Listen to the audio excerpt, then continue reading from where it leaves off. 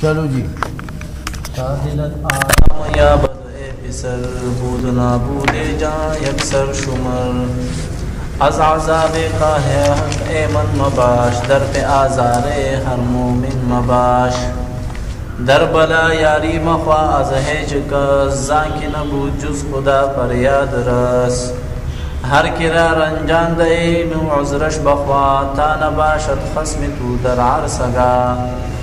گر غنا خواہد کسے از ظلمن در قناعت میں توانش یافتن. اچھا اب کہتے ہیں کہ تعدلت آرام یا بدء پسر، اس کے لیے کہ آپ کا دل آرام پا لے، تا اس کے لیے دلت کہ تیرا دل آرام یابد آرام پا لے. اے پسر اے بیٹھے، یعنی دل کو آرام پانے کے لیے کیا کام ضروری ہے؟ کہتے یہ کہ بود و نابود و جہاں یکسر شمار، کہ دنیا کا جان دنیا دنیا کا ہونا نہ ہونا ایک جیسا شمار کا. پیسہ آیا کوئی فرق نہیں پڑا یار، نہیں آیا تو بھی رخصت کرو فی امان اللہ. اور جیسے حضور شیخ عبد القادر جیلانی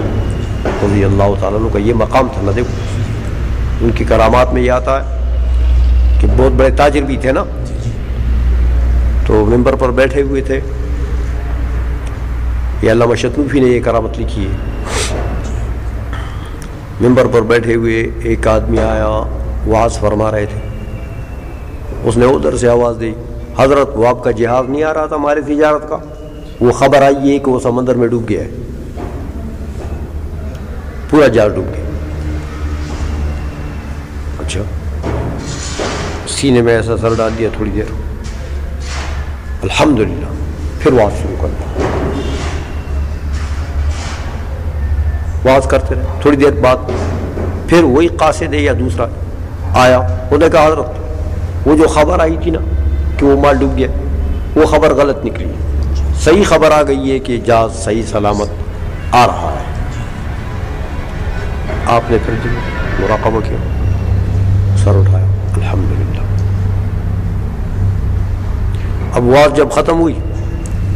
تو لوگ بیٹھے ہوئے تھے، وہ تو لکھنے والے لوگ تھے، آپ کے مواعظ کو لکھتے تھے لوگ، بڑے بڑے اقطاب اور اولیاء بزرگان دین علماء آتے تھے، آپ کے ملفوظات کو لکھتے تھے. تو علماء نے سوال کر دیا کہ حضرت آج تو آپ نے خلاف شرع کام کیا ہے. کیا خلاف شرع کام کیا؟ تو وہ جو خبر آئی نا پہلے والی خبر کی مال ڈوب گیا، وہ تو غم اور مصیبت کی خبر تھی. تو مصیبت کے وقت تو انا للہ و انا الیہ راجعون کا حکم ہے، تو آپ نے کہا الحمدللہ. تو دوسری خبر میں الحمدللہ کہنا ٹھیک ہے، وہ خوشی کی خبر تھی، لیکن پہلی خبر میں تو شرعاً انا للہ و انا الیہ راجعون کہنا چاہیے تھا آپ کو، تو آپ نے کہا الحمدللہ. اچھا یہ خلاف شرع ہے. جواب دیتے ہیں کہ دیکھو تم لوگ ظاہر بین لوگ ہو نا، ایک طرف چلے جاتے ہو، ایسا نہیں ہے. وہ جو غم کی خبر آئی تو میں نے اپنے دل کا جائزہ لیا، مراقبہ ہوا کہ میرے دل کے سکون اور اطمینان میں مال کے جانے کی وجہ سے کوئی سکون اور اطمینان میں فرق آیا ہے. تو میں نے جب اپنے دل کا جائزہ لیا تو میرے دل کے طمانیت میں اتنا فرق بھی نہیں آیا تھا. میں نے کہا الحمدللہ. تو میں نے اپنی طمانیت کے اوپر، اطمینان قلبی کے اوپر میں نے الحمدللہ کہا ہے، مال کے جانے آنے پر نہیں کہا. تو پھر جب دوبارہ خبر آئی خوشی کی، پھر میں نے دل کا جائزہ لیا کہ میرے دل کی طمانیت میں کوئی اضطراب آیا ہے، مال کے ملنے کی وجہ سے کوئی خوشی آ گئی ہے، کوئی اضطراب آ گیا، یا حالت وہی ہے. تو میں نے جب اندازہ لگایا تو وہی طمانیت کی حالت تھی. میں نے کہا الحمدللہ. تو مال کا آنا جانا یہ ان کے نزدیک برابر چیز تھی. آیا تو آ گیا، نہیں آیا تو نہیں آیا. تو کہتے ہیں دیکھو تا دلت آرام یا بدے پسر، اس کے لیے کہ تیرا دل آرام پالے اے بیٹھے، اس کے لیے کیا ضروری ہے کہ بود و نابودی جہاں یکسر شمو، کہ ہونا نہ ہونا دنیا کا، یعنی دنیا کی نعمتوں کا، یہ کیسے سمجھ، یکسر شمو، ایک جیسا شمار کرو، ہے نعمتیں ہیں، نہیں ہے، یہ نہیں کہ نہیں ہے تو فریاد کریں گے او میں تو بھوکا مر گیا، ہے تو اللہ کا شکریہ ادا نہیں کرتا۔ از عذاب قہر حق ایمن مباش، ہاں حق مانے اللہ تعالیٰ، قہر مانے اس کا قہر، اللہ کے قہر کے عذاب سے ایمن مباش، محفوظ نہ رہو، اپنے آپ کو محفوظ نہ سمجھو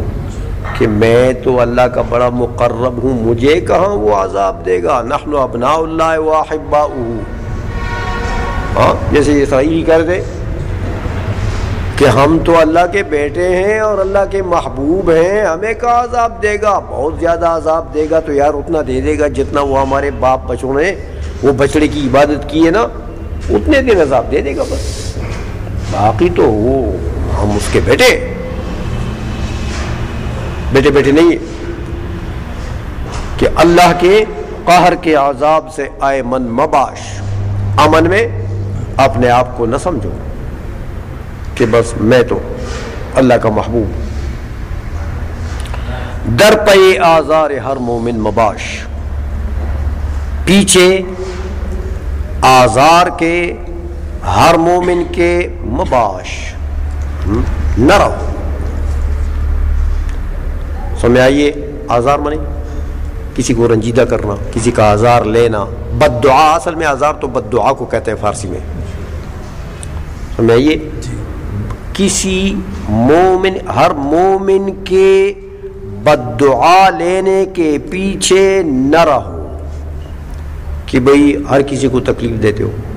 تو وہ تو بد دعا ہی دے گا، دوسرے کو تکلیف دی وہی بد دعا دے گا، دوسرے وہ بد دعا دے گا، سمجھ آئیے، در بلا یاری مخواز ہیچ کس، در بلا مصیبت کے وقت میں یاری مخوا، مدد نہ مانگ، از ہیچ کس، کسی سے بھی، مصیبت کے وقت میں مدد نہ مانگ کسی سے بھی، مصیبت آ گئی اس پر صبر کرو، اس پر یہ نہیں ہے کہ تو چیخے مارتا ہے آؤ میری مدد کرو میں تو مر گیا، میں تباہ ہو گیا، سمجھ آئیے، کیوں کہتے زاں کی نبوت جز خدا فریاد رس، وجہ یہ ہے زاں کی وجہ یہ ہے کہ نبوت نہیں ہے جز خدا اللہ جل مجدو کے علاوہ فریاد رس، فریاد کو پہنچنے والا، فریاد کو حقیقتاً پہنچنے والا کون ہے؟ اللہ تبارک و تعالیٰ، مصیبت آئی ہے وہی ہٹائے گا، بس اسی سے فریاد کرو،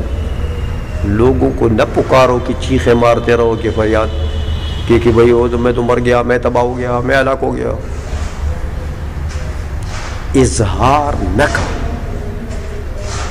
دل پر برداشت کرو اور اللہ سے مدد مانگتے رہو، تحمل بردباری اختیار کرو، چیخیں نہ مارو، یہ مطلب ہے، ہاں یہ مطلب نہیں ہے کہ مزارات پر بھی نہ جاؤ اور اولیاء سے بھی مدد نہ مانگو اور کسی سے مدد نہ مانگو، یہ مدد نہیں ہے، معنی یہ ہے کہ اپنے دل پر میں برداشت کی صلاحیت پیدا کرو اور اپنی مصیبت کا اظہار لوگوں کے سامنے نہ کرو، اظہار کرو گے تو یہ اللہ کو پسند نہیں ہے، سمجھائیے، بس اسی مالک سے دعا مانگو، وہ آسان کر دے گا،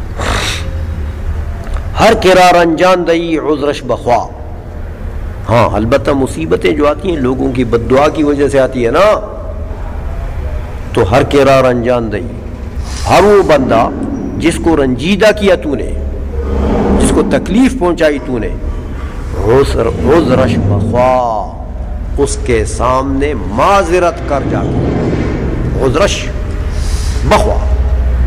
اس کے سامنے جا کر اپنا عذر پیش کرو کہ بھئی مجھے سے غلطی ہو گئی ہے، آپ کو میں نے تکلیف دی ہے تو مجھے معافی دے۔ تو وہ معافی مانگو گے تو اللہ تبارک و تعالیٰ تمہاری مصیبتوں کو آسان کر دے گا، وہ دعا دے دے گا۔ تان باشد خصم تو در عرصہ گا، تاکہ نہ رہے وہ بندہ جس کو تو نے رنجیدہ کیا، تاکہ نہ رہے وہ بندہ خصم تو، ہاں مقابل تیرا، در عرصہ گا قیامت کے میدان محشر میں۔ ورنہ آج تو نے اگر عذر پیش نہ کیا، تم نے اس کو نقصان پہنچایا ہے یا اس کو رنجیدہ کیا ہے، اور آج تو نے معافی نہ مانگی، اس نے معافی نہ دی، تو قیامت میں کیا ہوگا؟